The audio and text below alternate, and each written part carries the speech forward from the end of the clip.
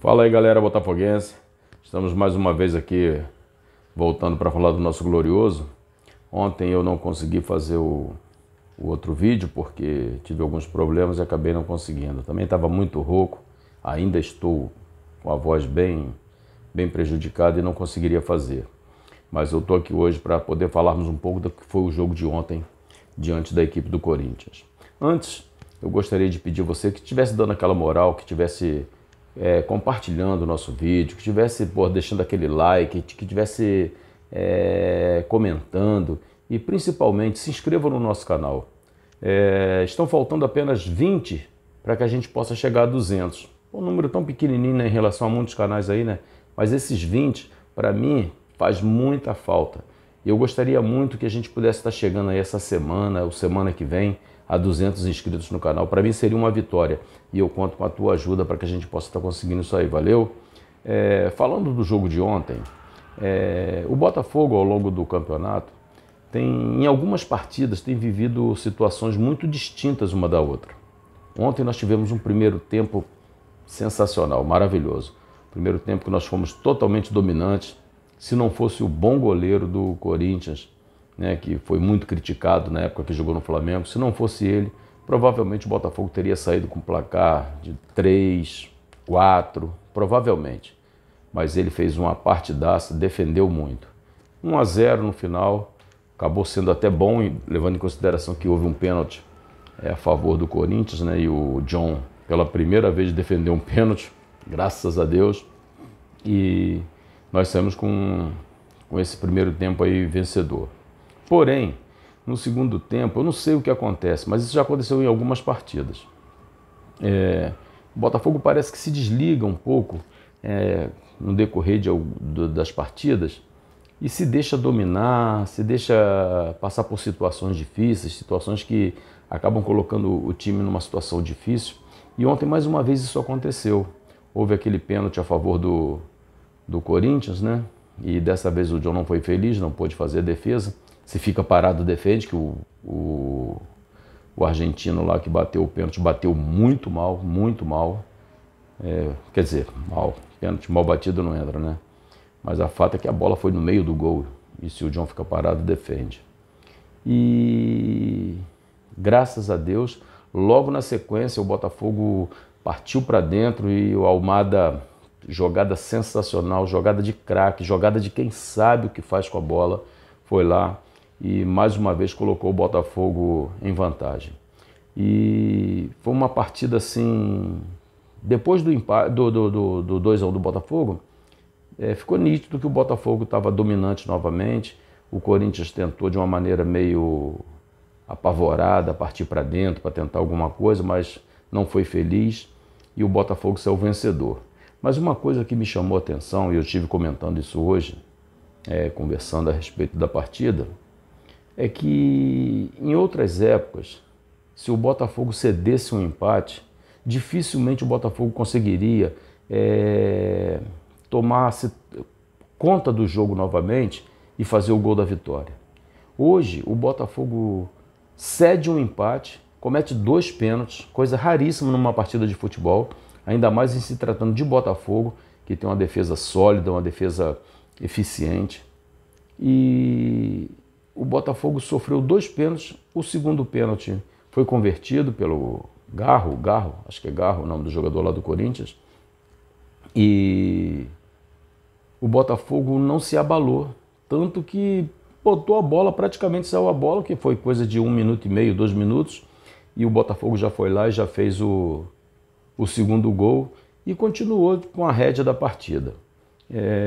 Num primeiro momento, né, analisando as substituições que foram feitas, eu fui um pouco contra, falei, para que tirar o Luiz Henrique? Luiz Henrique é aquele cara que pode chegar numa explosão e levar uma bola à linha de fundo, criar uma situação de jogo positiva.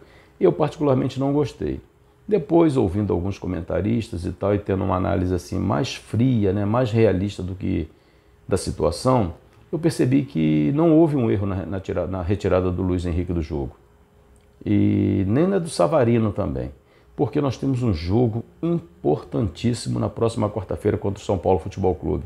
E nós precisamos vencer esse jogo se nós ainda sonhamos em partir para dentro nessa Libertadores aí e conquistar esse sonhado título aí. Então, assim, o jogo estava relativamente controlado. Claro que um placar de 2-1 não dá para você afirmar nada que vai ser assim fácil, mas o jogo estava tranquilo e eu acho que o treinador, depois analisando, acho que o treinador fez certo. Ele poupou os jogadores, porque quarta-feira o jogo vai ser muito difícil e levando em consideração Luiz Henrique, Savarino, são 2 jogadores que não tiveram aquela semana de folga que a diretoria deu para o clube, né, que a comissão técnica deu, para que eles pudessem estar descansando, e eles não descansaram, pelo contrário, tiveram um treinamento intenso porque estavam defendendo as suas seleções, Luiz Henrique pelo Brasil, Savarino pela Venezuela. Além do Bastos, que também jogou,